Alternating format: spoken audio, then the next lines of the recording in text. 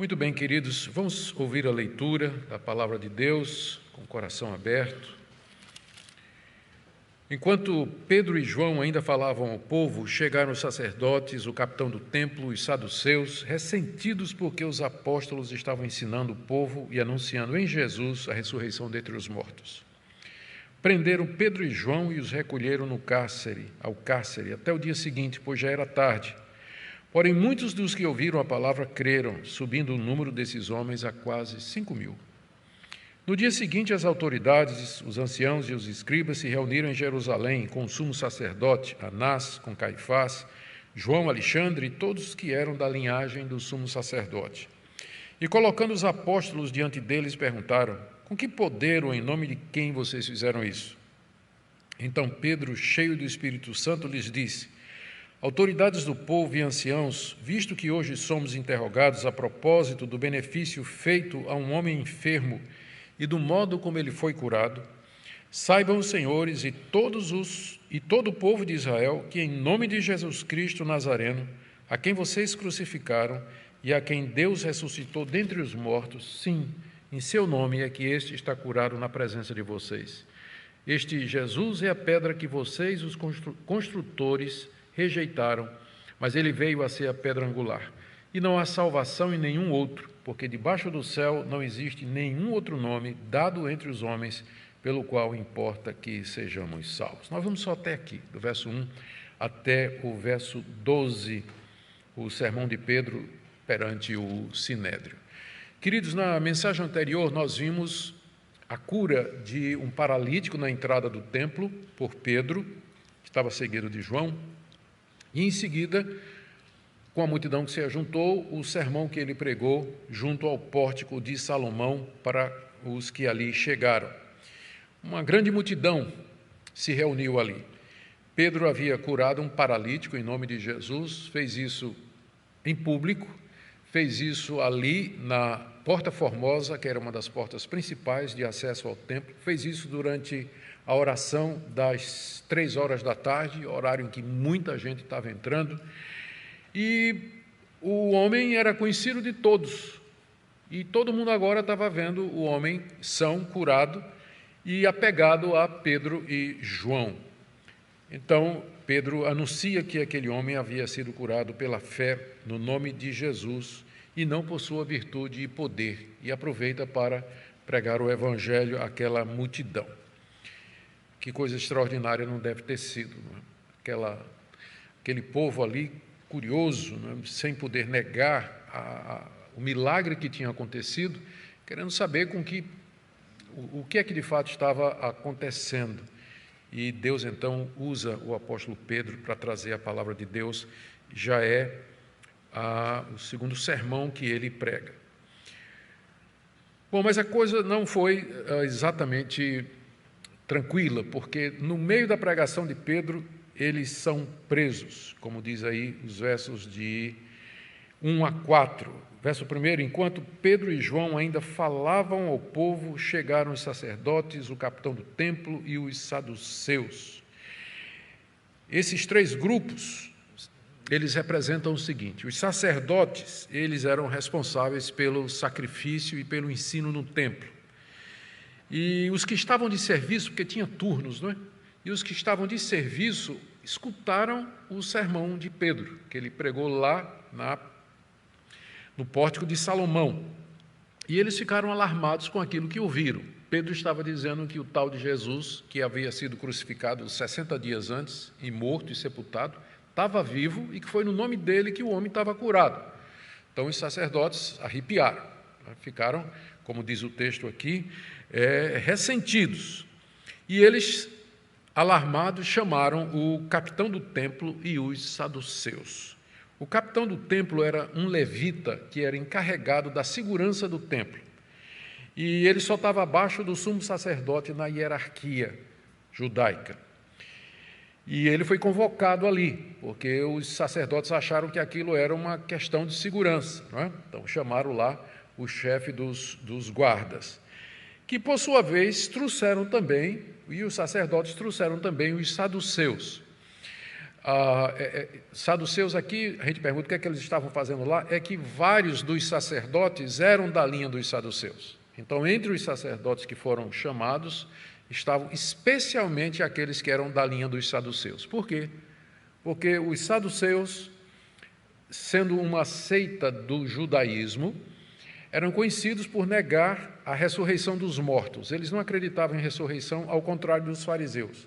Eles não acreditavam em espírito, não acreditavam em anjos, só aceitavam os 5 livros de Moisés, o resto do Antigo Testamento para eles não valia, era uma seita mesmo.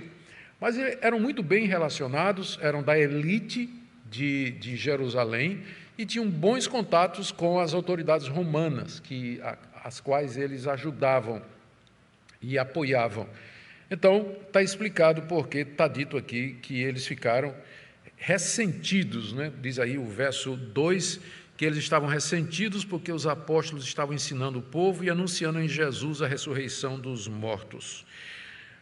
O motivo da perturbação deles e do aborrecimento era duplo. Primeiro, porque eles estavam ensinando no templo, Pedro e João. Então, não era só Pedro, né? Mas João também estava ensinando. Nós vamos ver que esse episódio todo deve ter durado pelo menos umas 2 horas. Então, eles estavam aborrecidos porque quem tinha a responsabilidade de ensinar o povo no templo eram os sacerdotes, os escribas e os fariseus. E agora, quem eram esses dois para chegar no templo e estar ensinando o povo no lugar dos sacerdotes e dessas outras autoridades? Então, eles estavam muito aborrecidos com isso. Mas a segunda razão era o que eles estavam ensinando. Como eu já disse, eles estavam dizendo que Jesus de Nazaré, que tinha sido morto pelas autoridades judaicas, havia ressuscitado dos mortos e que no nome dele aquele homem tinha sido curado e que em Jesus nós haveria uma ressurreição para a vida eterna. Eles estavam ensinando em Jesus que haveria ressurreição de mortos para a vida eterna. Naturalmente, esse pessoal não gostou de nada daquilo que eles estavam escutando, não é? Eles, portanto, ficaram bastante perturbados com isso. E aí, em seguida, eles prenderam Pedro e João, verso 3. Prenderam Pedro e João e os recolheram ao cárcere até o dia seguinte, pois já era tarde. Então, imagine, eles curaram um homem às 3 horas.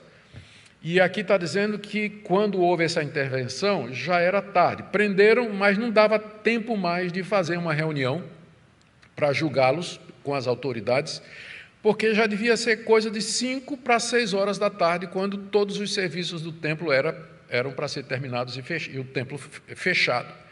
Então, você imagina que isso tudo, o sermão de Pedro, a cura do homem, a aglomeração, a pregação de Pedro, o ensino deles à multidão, deve ter durado aí em torno de pelo menos 2 horas. Não é? A gente pensa que foi uma coisinha de alguns minutos, não é? Mas, na verdade, isso deve ter levado bastante tempo, suficiente para passar a mensagem que eles queriam passar. Então, eles são levados para o cárcere, a cadeia de Jerusalém, e vão aguardar o dia seguinte, quando então haveria uma reunião das autoridades para julgar o caso deles. Contudo, Pedro já tinha tido tempo suficiente para pregar, o suficiente para o Espírito Santo converter gente. Os caras chegaram tarde demais, porque diz aí o verso 4, porém, muitos dos que ouviram a palavra creram, subindo o número desses homens a quase 5.000. Tem alguma coisa errada, né? Porque hoje Pedro pregou um sermão, 5.000 se converteram. Hoje a gente tem que pregar 5.000 sermões para um se converter. Então, tem alguma coisa faltando na igreja de hoje, né? Tem alguma coisa estranha, né? Bom, muita gente tinha ouvido a pregação, muita gente que ouviu a pregação de Pedro, creu na pregação, creu no que Pedro disse. A verdade é que a gente não sabe ao certo quantos creram, porque a escrita de Lucas aqui, ela é ambígua. Quando ele diz aqui, subindo o número desses homens a quase 5.000, pode significar 2 coisas.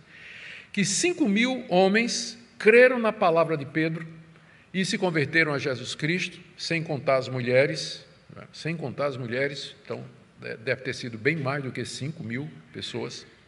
Ou ele está dizendo que cerca de 2.000 creram, e somados aos 3.000 de Pentecostes, subiu o número agora dos crentes para 5.000.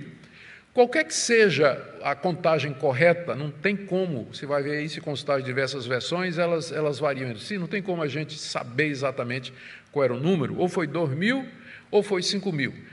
Mas, ou de um jeito ou de outro, era uma quantidade expressiva para a igreja nascente. O Espírito de Deus estava, de fato, agindo de maneira poderosa aqui, lembrando sempre que não estão contando aqui as mulheres, né? Não estão contando. Então, se foram 5.000 que se converteram, a igreja passou de 10.000, né? Contando os 3.000 de Pentecostes, as mulheres, você já tem uma igreja aqui que em poucos dias já tem 10.000 membros, tendo começado pequenininha. Ou, se foi somente 2.000, subiu para 5.000, no total, sem contar as mulheres, você tem aí talvez uma igreja de 8.000 pessoas, pelo menos depois desse sermão. Esse é o terceiro relatório numérico que Lucas dá a respeito do crescimento da igreja. O primeiro foi no capítulo 1, verso 15, quando ele diz que tinha 120 pessoas. O segundo relatório foi em 2,14, quando ele disse que 3.000 creram com a pregação de Pedro em dia de Pentecostes. E esse é o terceiro relatório numérico que Lucas apresenta. Números não querem dizer tudo, mas eles dizem alguma coisa. Eu sei que às vezes a gente fica preocupado, né? A gente procura ter cuidado para não dar muita importância aos números, e aí a igreja vai continuando pequenininha, pequenininha, pequenininha, pequenininha, a gente não considera os números, porque não é número, é qualidade, mas não deixa de ser interessante, não é? Que Lucas está preocupado com números. Ele, quando dá um relato do avanço do Evangelho, ele bota os números. Como eu disse, números não dizem tudo, mas eles dizem alguma coisa, e não deveriam ser desprezados, deveriam ser levados em consideração, embora, é claro, eles não vão expressar toda a realidade ou toda a verdade. Mas é a terceira vez já que Lucas cita números quando ele fala a respeito do crescimento da igreja. O ponto é que muitos judeus ali em Jerusalém creram que Jesus era o Messias e que havia ressuscitado dos mortos, e que a igreja estava crescendo num ritmo impressionante. Bom, do verso 5 a 7, nós lemos aí o questionamento que as autoridades fizeram a Pedro e João. A reunião se armou no dia seguinte para questioná-los, e era uma reunião do Sinédrio. Nós lemos aí no verso 5 e 6, que no dia seguinte as autoridades, os anciãos, escribas se reuniram com o sumo sacerdote, Anás, com Caifás, João Alexandre e todos que eram da linhagem do sumo sacerdote. Isso aqui é uma descrição do Sinédrio, que era a maior autoridade dos judeus em termos civis e termos religiosos. E a composição aqui é a seguinte: a melhor maneira de ler isso aqui é dizer o seguinte, é ler da seguinte maneira: no dia seguinte, as autoridades, a saber, os anciãos e os escribas, porque senão você vai ter três grupos. Quem são essas autoridades que não são os anciãos e que não são os escribas? Então, a tradução permite isso, né? No dia seguinte se reuniram as autoridades, os anciãos e os escribas. O Sinédrio era composto de 71 pessoas, de 70 anciãos, e liderada pelo sumo sacerdote, 71. Então, eles estão incluídos aqui. Os escribas estavam presentes, porque muitos dos escribas também eram sacerdotes, e se reuniram ali, e vem a relação. O sumo sacerdote Anás, na verdade, ele não era o sumo sacerdote, ele tinha sido sumo sacerdote no exercício anterior. A gente sabe disso através de fontes extra-bíblicas, como, por exemplo, as obras de Flávio Josefo, que ele tinha sido sumo sacerdote nos anos anteriores. Só que ele continuava a exercer era a pessoa de maior autoridade. E como às vezes uma pessoa que ocupa um cargo não perde o título, por exemplo, quem foi presidente da República e não é mais, até hoje se dirige a ele como sendo presidente. E ele não é mais, mas porque teve o título fica. Então, Anás, ele não era o sumo sacerdote de fato. Quem era Caifás, que era o genro dele. Caifás é que era o verdadeiro sumo sacerdote, mas a influência maior era de Anás. João era da parentela do sumo sacerdote. Eu tenho aqui alguma citação dele, sim. Ele era filho de Anás. E mais tarde ele vai se tornar também sumo sacerdote. E desse Alexandre a gente não sabe quem é, apenas que ele era parente do sumo sacerdote. Por que os parentes estavam lá? Porque, se vocês lembram, o sistema levítico e no sistema sacerdotal era tudo por uma questão, era tudo familiar, não vinha ninguém de outra tribo, não vinha ninguém de fora, era daquelas famílias que estavam ali, que eram descendentes de Arão e dos seus filhos. Eles mandaram buscar os apóstolos, tiraram da prisão e colocaram diante deles aí, verso 7, e perguntaram. Eles fizeram uma pergunta, né? Fizeram uma pergunta, na verdade era dupla. Eles queriam saber com que poder eles tinham realizado a cura ou em nome de quem eles haviam curado o aleijado. Eles não podiam negar o acontecido, notaram isso? Eles não estão negando, não estão acusando os apóstolos de falsos profetas ou enganadores ou coisa desse tipo. Eles não tinham como negar, porque o homem era conhecido e talvez até tivesse ali na presença, teria sido convocado também como primeira evidência, né? Está aqui o homem curado, né? Então nós queremos saber com que poder ou em nome de quem vocês fizeram isso aqui. Vocês fizeram isso aqui. Então talvez o homem o ex-aleijado, né, estava lá também. Eles não tinham como negar isso. Ele era, como já disse, o que aconteceu era um milagre público, com alguém bem conhecido, todo mundo viu o homem curado pulando e dançando de alegria, apegado a Pedro e João, e o problema era que aquela cura tinha sido feita por discípulos de Jesus, que eles mesmos, esse mesmo Sinédrio, havia condenado à morte cerca de 60 dias antes. E agora os discípulos de Jesus estão ali com uma prova inegável, dizendo que aquilo aconteceu no nome de Jesus. E o que restava para o Sinédrio era tentar esclarecer os fatos e achar um jeito de enquadrar os dois. E talvez o caminho que eles vão fazer é o caminho que eles tinham feito com Jesus. Quando eles não puderam negar os milagres que Jesus havia feito, os fariseus disseram que eles faziam aquilo pelo poder de Satanás. E quem sabe agora, ao perguntar com que autoridade vocês fizeram isso, eles vão querer ir pelo mesmo caminho. Eles fizeram isso porque estão possuídos de demônios, são endemoniados, isso aqui não vem de Deus.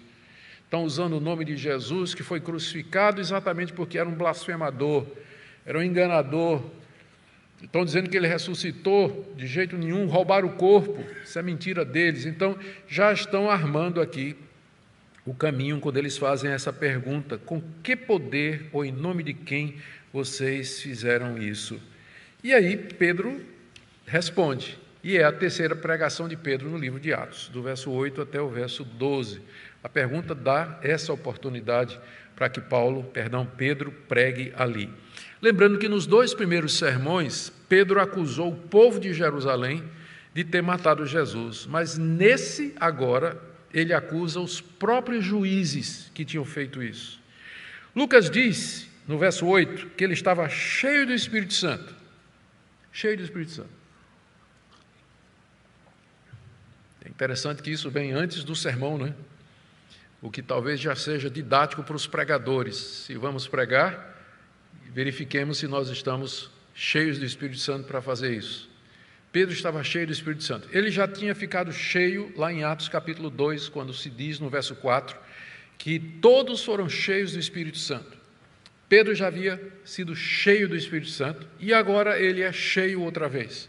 O que significa que nós temos uma experiência inicial de recepção do Espírito Santo e muitos enchimentos em posterior. Então, é um erro alguém pensar que os reformados, eles acham que na conversão a gente recebe tudo que a gente pode receber do Espírito Santo. Não é verdade. Nós cremos que nós recebemos sim a pessoa do Espírito Santo, ele vem com poder e graça sobre nós na conversão, mas isso não quer dizer que nós não tenhamos experiências posteriores com o Espírito Santo, como Pedro aqui teve.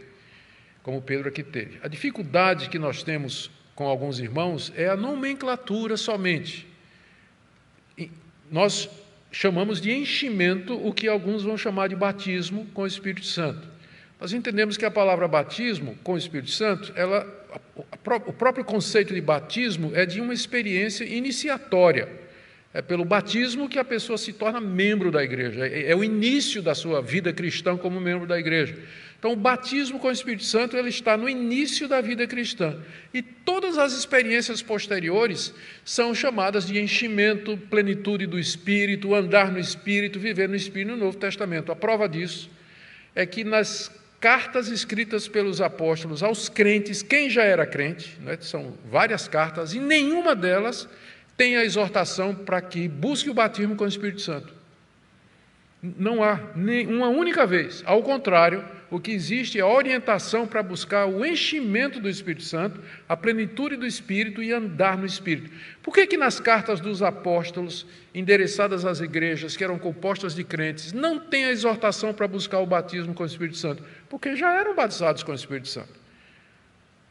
Isso já tinha acontecido durante a sua conversão. Quando eles creram no Senhor Jesus, eles receberam o Espírito Santo nessa experiência chamada de batismo com o Espírito Santo.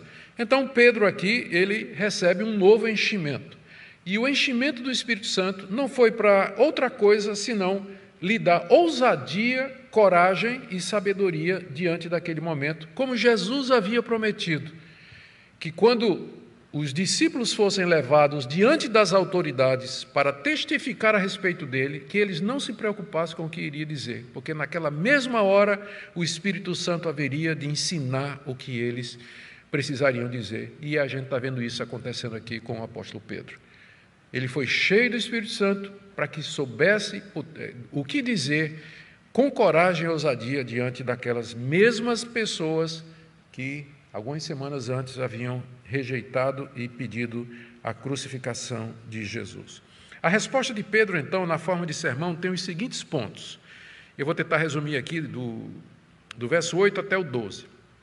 De fato, o primeiro ponto do sermão de Pedro é esse, que de fato um homem reconhecidamente enfermo havia sido curado por ele e por João. E ele estava ali curado na presença das autoridades. Verso 9, ele diz: somos interrogados a propósito do benefício feito a um homem enfermo e do modo que ele foi curado.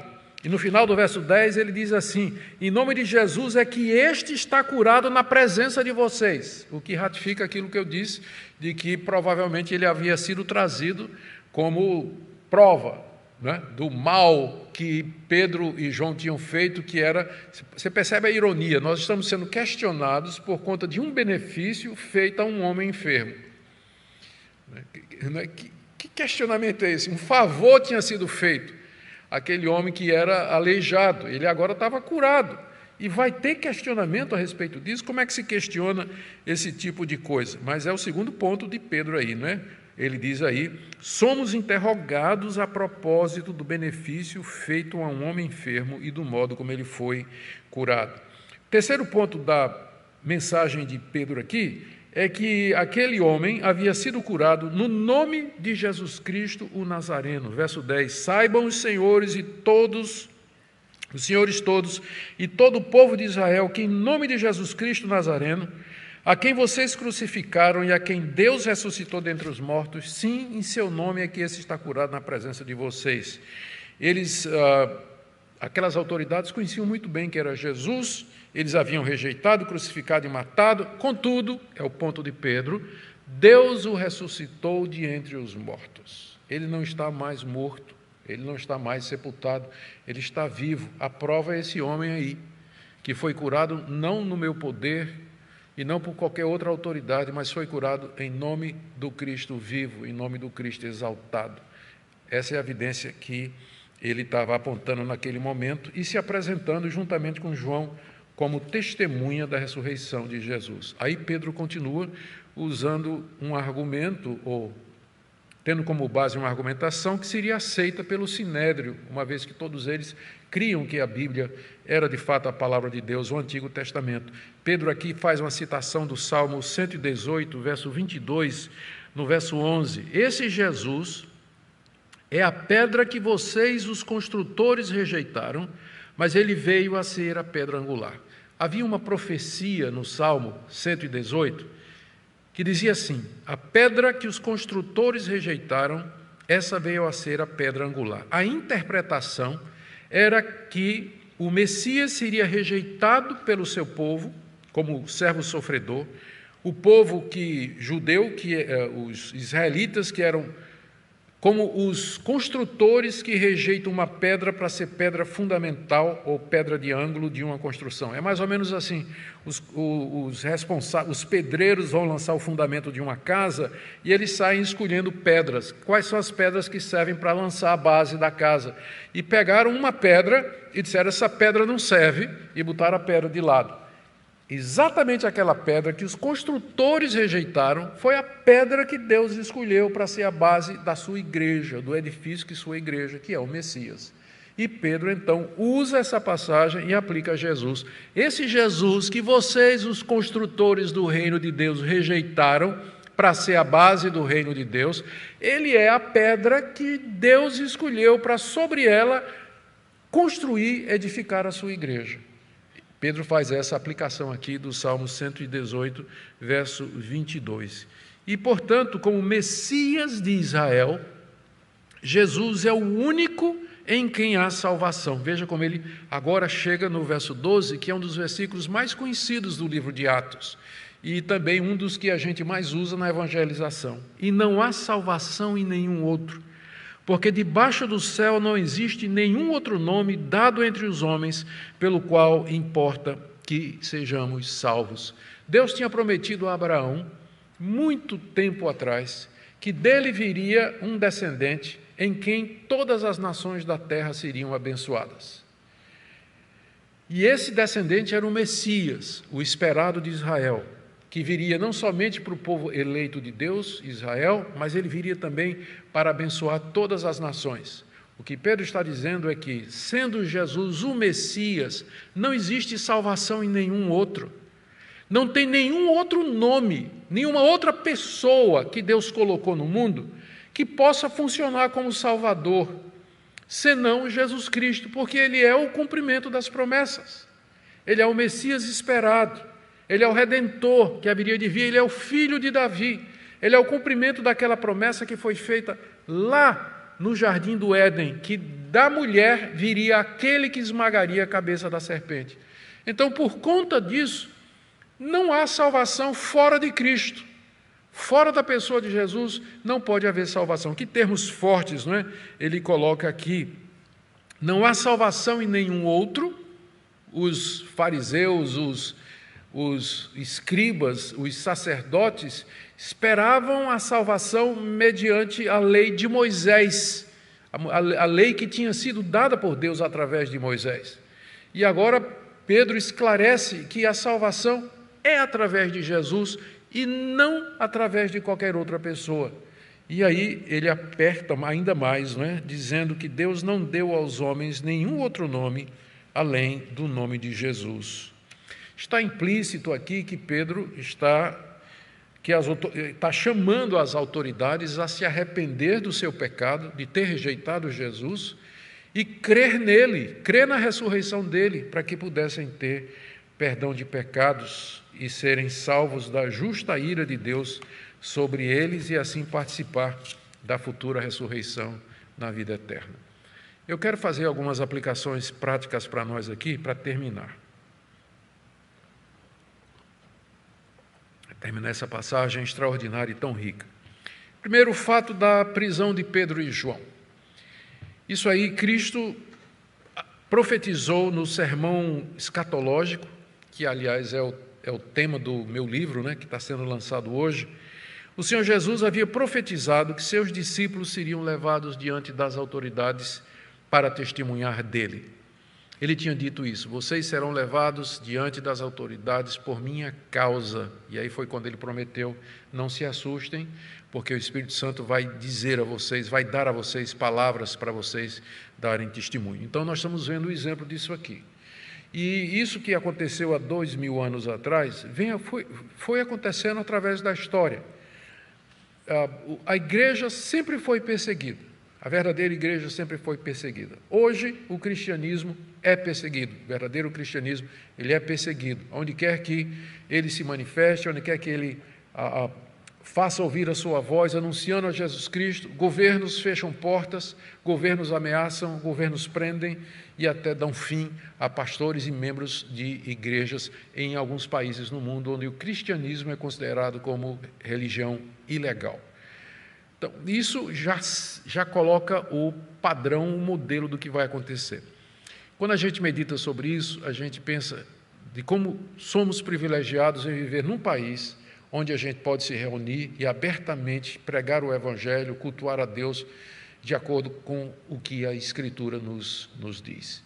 E é triste a gente ver que muitos que se dizem cristãos não percebem esse privilégio e essa oportunidade e deixam de se congregar, deixam de estar com os irmãos, de ter um compromisso mais claro com Jesus, com o Evangelho e com o reino de Deus, enquanto nós ainda podemos. Porque há sinais muito claros de que a secularização, o materialismo, e avança pelo mundo, né? Começou na Europa, está nos Estados Unidos e o próximo passo é o sul global, onde nós estamos inseridos. E já há sinais claros de uma perseguição silenciosa contra cristãos, somos jogados para fora da arena pública, questões sérias como ideologia de gênero, se a gente for discutir em público, vão dizer que é uma questão religiosa, eu estou usando minha religião como pressuposto, não posso falar sobre isso, não posso falar sobre práticas sexuais que eu considero erradas. Então, aos poucos, a gente vai sendo expulso da arena pública e a gente não estamos podendo mais defender os nossos valores nas escolas e nas universidades e assim por diante. Mas isso não deveria vir como uma surpresa para nós. Pedro e João, eles foram presos no meio de um sermão e foram colocados e foram na prisão e foram questionados a respeito do ensino deles. Por que nós esperaríamos outra coisa, a não ser que, pela misericórdia de Deus, sejamos livres delas? A segunda aplicação que eu queria falar aqui, trazer para os irmãos, é a respeito do meio que Deus usou para a salvação dos 2 ou 5 mil naquele dia, que foi a pregação da palavra. Está dizendo, os que ouviram, muitos dos que ouviram creram, e porque eles creram, eles foram salvos. Esse é o meio usado por Deus. E aqui levanta uma outra questão, que é a relação, no livro de Atos, entre os milagres e a pregação.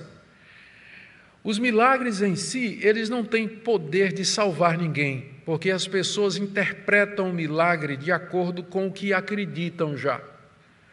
Vai ter um episódio aqui no livro de Atos que Paulo cura um homem em Icônio, e aí os moradores da região dizem que ele é o chefe dos deuses, Júpiter, ou Zeus, porque ele tinha curado aquele homem. As pessoas interpretam milagres de acordo com aquilo que elas já acreditam, por isso que o milagre só faz sentido se for acompanhado da pregação, como aconteceu aqui. 2 sermões em cima do milagre. Pedro dizendo, olha, isso aqui que aconteceu, isso só não significa nada, mas eu quero dizer, e aí Pedro explica o que aconteceu. Foi o nome de Jesus, que está vivo, que fez com que essas coisas aconteceram. Então, às vezes as pessoas pensam que a gente tem alguma coisa contra milagres. Eu não tenho nada contra milagres, eu tenho coisa contra milagreiro. Gente que fica fazendo, faz reunião de cura, faz reunião de milagre e tudo mais, e o evangelho não é nem pregado, como se o milagre fosse um fim em si mesmo. Não é. Milagres são sinais. O nome sinal já está dizendo. O sinal aponta para uma realidade além dele. Quando você está andando, você vai na rua, tem um sinal dizendo proibido virar à direita. Então você sabe que aquele sinal está apontando para a próxima rua e que você não pode entrar à direita nela. Então, o sinal em si, ele não tem valor a não ser com relação ao seu referente, a quem ele se refere. Milagres são assim. Eles são úteis se utilizados para o anúncio de Cristo, o anúncio do Evangelho, chamar as pessoas ao arrependimento e como uma prova de que Cristo está vivo e que Ele é Senhor e que Ele tem todo o poder no céu e na terra. A terceira coisa que eu queria falar aqui é a respeito do enchimento do Espírito Santo. Eu já me adiantei, mencionei alguma coisa, quero apenas reforçar que, embora seja aqui um apóstolo que é cheio do Espírito Santo, essa experiência, de acordo com as cartas, ela é para todos os cristãos. Todos nós podemos ser cheios do Espírito Santo. Aliás, essa deveria ser a nossa experiência costumeira, especialmente quando nós vamos pregar a palavra, ensinar a palavra, ou estamos em situação em que, como cristãos, nós estamos sendo ameaçados e precisamos de autoridade e de coragem. Ali nós precisamos também ser cheios do Espírito Santo. A quarta coisa que queria mencionar é a exclusividade de Jesus para a salvação. E essa é a razão pela qual nós somos contra o ecumenismo. O ecumenismo é aquele movimento mundial que diz que todas as religiões são boas e elas levam a Deus. Entretanto, a Bíblia é muito clara sobre a exclusividade de Jesus. Fora de Jesus não existe salvação. Não há nenhum outro nome que Deus deu entre os homens, o nome de Buda, o nome de Maomé, o nome de fulano de tal, de Cicrano, Madre Teresa de Calcutá, não tem nenhum outro nome, do arcanjo Miguel, do arcanjo Gabriel, Maria, os santos, não há salvação em nenhuma outra pessoa, a não ser na pessoa de Cristo Jesus, porque Ele é aquele prometido de Deus em quem todas as nações seriam abençoadas. E por último, o livro de Atos nos encoraja, porque, muito embora ele esteja relatando um período exclusivo, ou bem interessante, né, bem específico da história da igreja, que é o nascer da igreja, quando os apóstolos estavam presentes, mas não deixa de nos entusiasmar em ver o crescimento, conversão de pessoas através da pregação. Esse é um método de Deus, a pregação da palavra, o ensino da palavra. E nós clamamos a Deus por um avivamento, pedindo que Ele faça em nossos dias isso que Ele fez aqui, para que nós vejamos muitas pessoas sendo salvas, convertidas e transformadas pelo poder de Deus. Amém, irmãos? Vamos orar? Fica em pé um pouquinho só, para você descansar aí, e aí nós vamos ter algumas perguntas, dar oportunidade para algumas perguntas.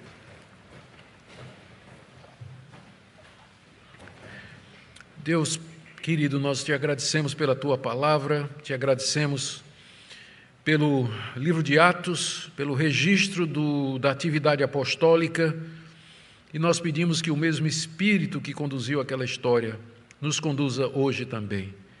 Enche-nos do Teu Espírito Santo para sermos uma igreja ousada, corajosa, que prega o Evangelho e prega a exclusividade de Jesus, sem medo do politicamente correto. Ajuda-nos, ó Senhor, e livra-nos do mal, ao que pedimos em nome de Jesus. Amém.